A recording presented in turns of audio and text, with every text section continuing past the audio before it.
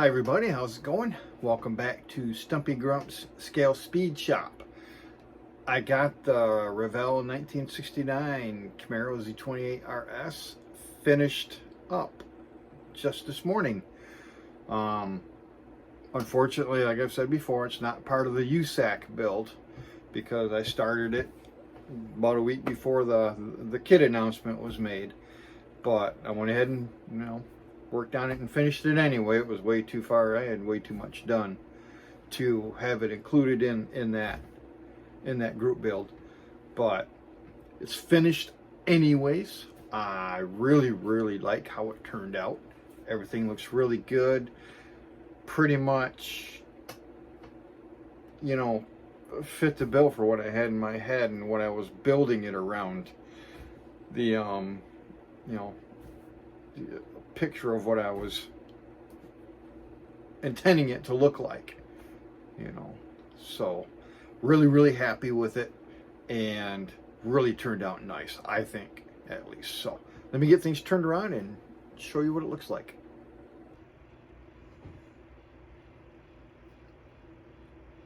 Okay guys, here it is. This is the Revell 1969 Camaro Z28 RS. This one is painted in Kaleido Colorworks black, the new acrylic paint from Gallery. Really sprayed really nice and covered really good. Really like that paint. And I use Kaleido acrylic gloss varnish for the clear. After only probably 3 days, I was able to wet sand and polish it out really good. It's pretty tough, it didn't really burn through anywhere, and I really didn't take it easy on it like I do with the Createx. This is really good clear, guys. I really like this product. Turned out really nice. As you can see, the wheels and tires are, once again, Jay's Rosin wheels and tires. I used the Vossen throttle wheels and tires. Everything is black, as you can see. Even the grill and the headlight cover, all that stuff is all black. I kept the door handles black. I did the mirror in black. I really wanted to keep this theme, and I really like it. The bumpers, I stripped the chrome off the bumpers and painted those black as well. So I just think it really turned out nice. The hood is a bubble hood from Lex's Scale Modeling. I got that off of eBay. Actually got it a couple years ago, and I'm finally using it. A little bit of massaging and sanding and stuff, and it fits really nice. I'm just really happy with the way this turned out. Looks almost exactly like I pictured in my mind, in my head, for the car that I modeled it after. At least the body. So really turned out good. I even painted black around the headlights, or the tail lights there.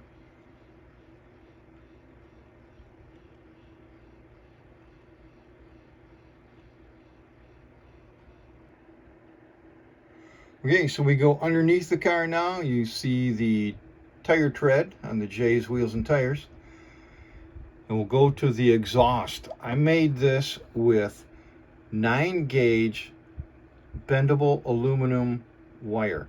This is solid wire, it's not tubing, for crafting and whatnot.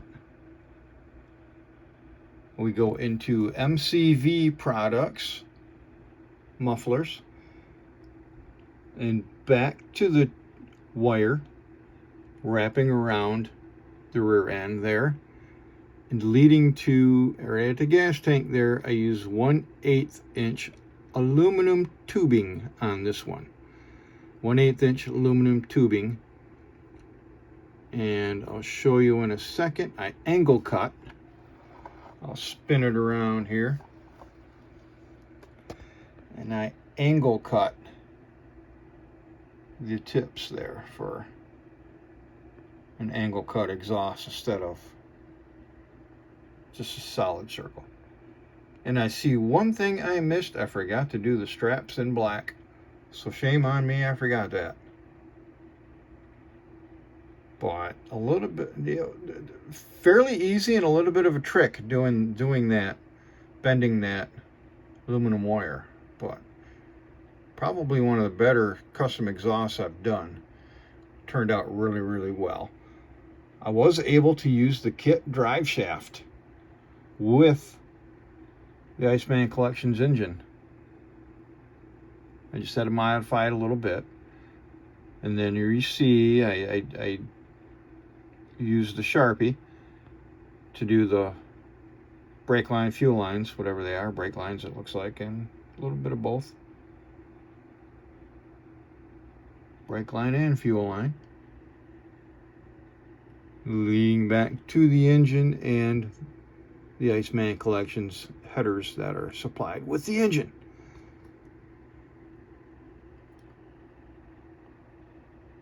So one of my better custom exhausts, I gotta say. Okay, so taking a look under the hood, we have the Iceman Collections custom LSX engine. All nice painted and detailed. Really turned out nice.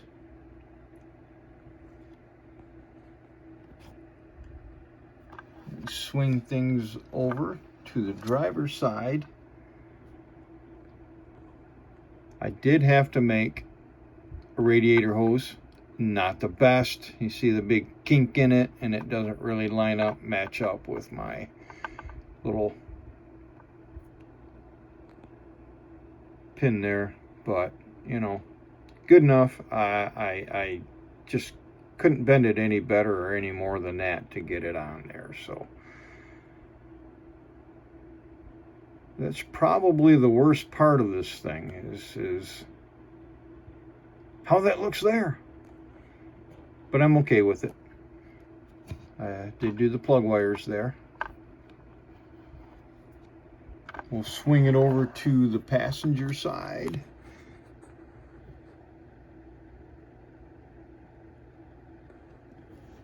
Like I said, just some detail painting on everything. I did use some wiring for the plug wires, and then make my own upper and lower radiator hoses. But pretty much nothing else. No heater hoses or anything like that. So I'm going to swing it around and show you the interior. I did add door lock knobs there, as you can see. Just wire, painted wire. Go into the interior and show you everything. We'll start with the steering wheel. The steering wheel from MCV Products, as well as the shifter from them as well.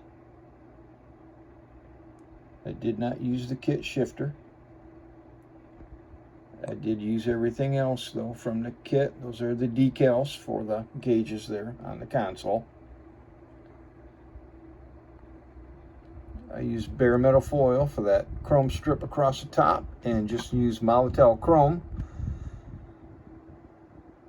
Brush painted on for the window cranks and inside door handle. I'll bring back out and show you the other side.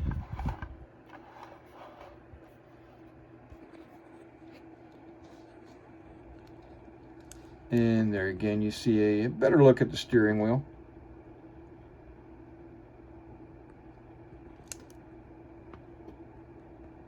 Really see the gauges on the dash very well at all or anything like that, but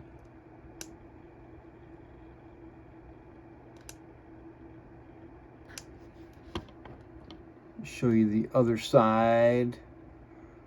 Once again, they're bare metal foil for the door trim piece and Molitel chrome for the window cranks and door handles.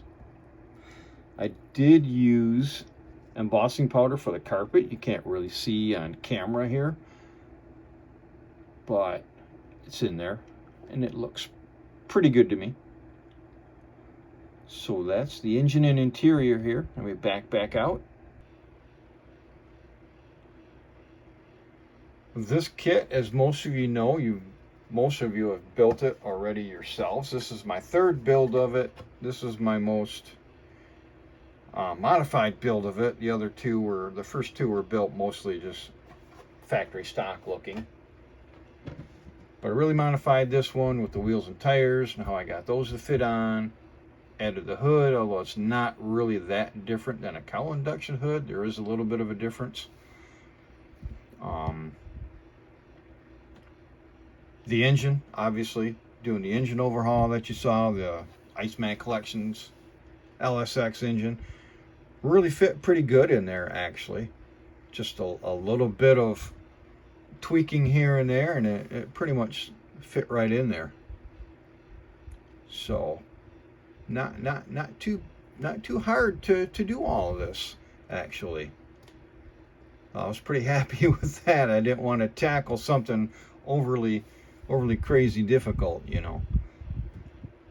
But I've said before, this is not part of the USACC build. I do have another one of these Camaro kits, and I will be entering that USACC group build, just not for another month or two. Probably not until November, maybe early December. I've got an idea for that one, but you know, I'll touch on that when the time comes. But this was a nice precursor for me into that. I learned some things that I'll do a little bit better with that next build. But I am super happy with how this one turned out. Just really like it. All right, so that'll do it on this one. Stay tuned for updates on my next build. I'm not sure what that'll be. I might go back to Stumpy's Vega, or Grumpy's Vega, not Stumpy's Vega, it's not mine. Grumpy's Vega, because I can finally order the graphic stencils, the masks that I'm after. After like 3 months, I can finally order those on the 1st of October. So I might get into that one next and get that one finished up. We'll see. I'll let you know. But until then, thanks for watching Stumpy Grump Scale Speed Shop. I'll catch you later.